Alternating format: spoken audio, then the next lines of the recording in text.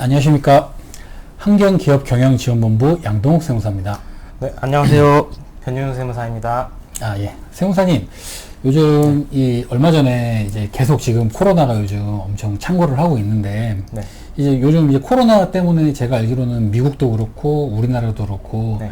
지금 이 보조를 위해서 지금 통화량들을 엄청나게 풀고 있는 걸로 제가 알고 있어요. 네. 그래가지고 이렇게 많은 통화량을 바탕으로 해서 지금 시중에 많은 유동성이 지금 이렇게 풀리고 있는데, 이 유동성 때문에 그 자금들이 이제 토지로 갔다가 뭐 이제 아파트로 갔다가 건물로 갔다가, 근데 이제 이런 부동산에 대한 이제 그 규제들이 많아지니까는 그 자금들이 지금 이제 주식으로도 가고, 네. 그리고 또 비트코인으로도 가고 있는 걸 제가 알고 있어요. 네. 그러면은 이제 비트코인이 이제 한창 이렇게 좀 유행을 하고 있는데, 네. 물론 저는 투자를 하지 않았습니다. 비트코인. 네네네. 저는 이제 보수적인 네. 사람이라서. 근데 혹시 세무사님은 코인에 좀 돈을 좀 넣으셨나요? 저도 원래는 투자를 하지 않았었는데, 예. 이제 기사나 이제 주변 지인들이 네. 코인을 투자해서 이제 네. 큰 돈을 벌었다는 소식을 듣고, 네네. 저도 이제 서너 달 전부터 이제 네네. 코인 투자를 시작을 하게 되었습니다.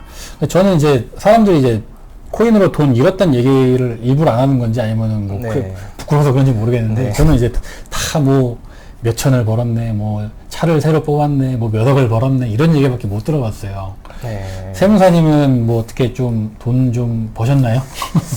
일단 이제 질문을 듣자마자 예, 저는 예, 사실 예. 한숨이 나오는데, 네. 이제 코인 시장에도 사실 이제 여러 종목이 있어요. 네네. 이제 주식 시장에 뭐 여러 종목이 있듯이, 그렇죠. 저 운 좋게 이제 소액으로 네네. 코인 시장에 좋은 종목을 투자를 해서 네네. 단기간에 재미를 좀 봤다가 이 재미를 봐서 이제 욕심을 부려서 네. 이제 투자 금액을 좀 늘렸더니 네. 이제 바로 하락장이 오더라고요. 공교롭게도. 네, 공교롭게 하락장이 와서 지금 현재는 이제 원금 대비 좀 손실이 어느 정도 있는 상태고, 네네.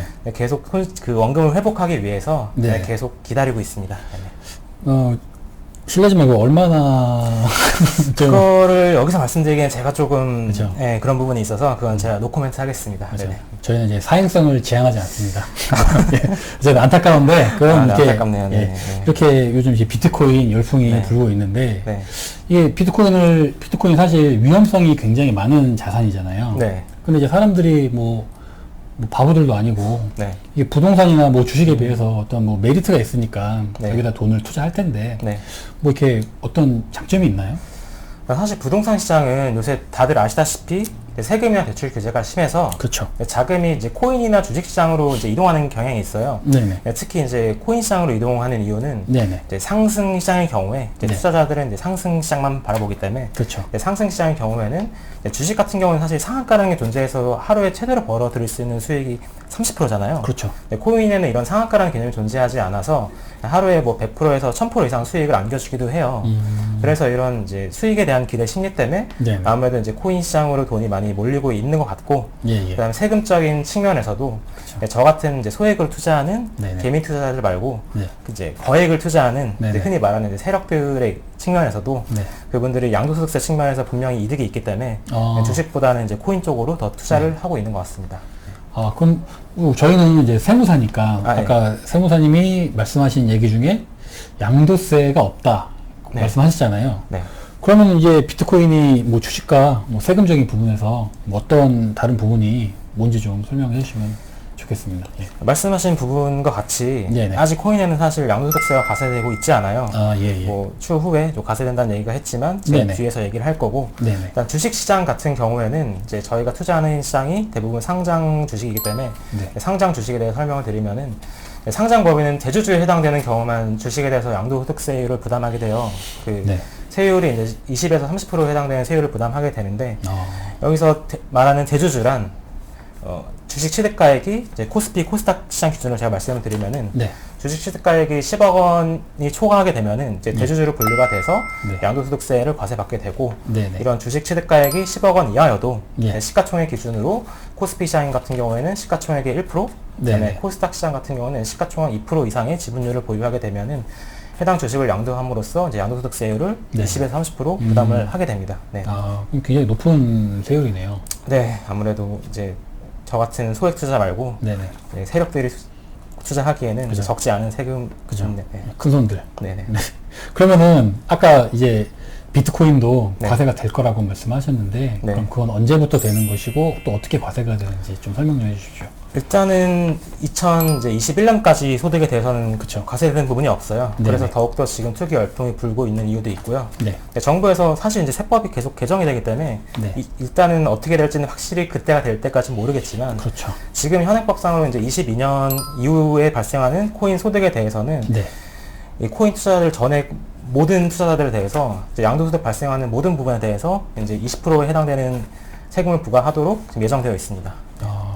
그렇군요. 이제 앞으로는 이 코인을 해도 세금 떼고 나면은 뭐 큰 재미를 볼 수 없다. 뭐 그렇죠. 아무래도 네, 그렇게 될 것 그렇게 같습니다. 바뀌겠네요. 네네. 제가 얼마 전에 네. 그 핸드폰으로 자기 전에 핸드폰 많이 보잖아요. 이렇게 자기 전에 밤에 네. 이렇게 보다가 진짜 우연히 맨날 유튜브만 보는데 우연히 재밌는 기사를 봤어요. 제가 네. 어떤 청년이 비트코인으로 투자를 해가지고 네. 돈을 이게 몇 억을 번 거예요. 네. 근데 그걸로 이 사람이 또 집을 산 거예요. 네네. 위너죠. 네네. 근데 어쨌든 그 사람이 근데 취득세가 또 중과가 됐다고 그러더라고요. 그래가지고 이게 저는 좀 이해가 안 가가지고 왜 이런 경우가 생겼는지 네. 설명을 좀 해주셨으면 감사하겠습니다. 사실 이제 이런 경우는 작년에는 일어나지 않았어요. 네. 왜냐하면 이게 취득세 중과라는 개념이 작년에 생겨난 개념이어서 네네. 기존에는 원래 주택 취득 같은 경우에 뭐 1주택, 2주택, 3주택 상관없이 이제 1에서 3%의 단계적 누진세율을 적용받았고 네. 4주택에 해당되는 경우에만 이제 4% 이상의 세율을 적용받았는데 그렇죠.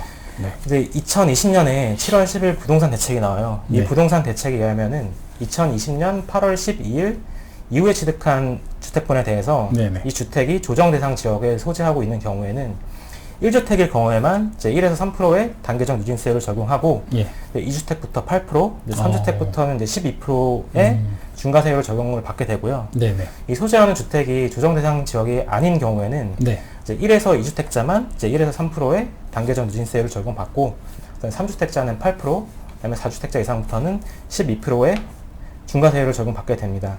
아까 언급하신 이제 기사에서는 1주택을 소유하신 아버지와 네. 같은 세대를 묶인 상태에서 추가로 2020년 8월 10일 이후에 조정지역에 소재한 주택을 취득을 하였기 때문에 네. 2주택자 조정 대상 지역으로 묶여서 8주택 중과세율을 부과받게 되었습니다. 네. 그러니까 어쨌든 정리를 하자면은 이제 주택을 많이 취득할수록 최대 12%까지 취득세율이 올라가는 것이고 네. 만약에 근데 그래도 1주택자에 대해서는 1%, 2%, 3% 네. 세율을 적용한다는 것이죠. 네. 예.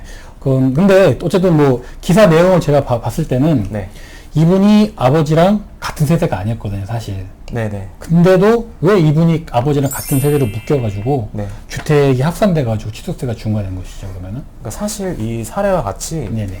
주민등록법상 분리만 해놔도 네. 세대 분리 요건이 충족을 하는 건 아니에요. 아. 추가로 이제 세 가지 요건을 충족을 해야 되는데 예, 예. 첫 번째로는 이제 결혼한 자녀 같은 경우에는 당연히 세대 분리 요건을 충족을 하고요. 네네. 근데 저같이 이제 미혼인 이제 네. 30세 이상의 자녀분들도 이제 네. 세대 분리 요건을 충족을 합니다. 네네. 또한 이제 30세 미만인 자녀인데 30세 미만인 자녀는 일정 소득 요건을 충족한 경우에는 네. 세대 분리 요건을 충족한다고 보는데 예. 여기서 말하는 이제 일정 소득이란 이제 국민기초생활보장법상 중위소득 40% 이상의 소득 수준을 말을 하는데 네네. 한 월에 73만 원 정도 해당되는 소득 금액이에요. 그래서 이 금액 요건만 만족하면은 네. 세대 분리 요건을 충족하는 자녀로 보게 됩니다. 아, 그렇군요. 이 이제 언급하신 기사에서는 네.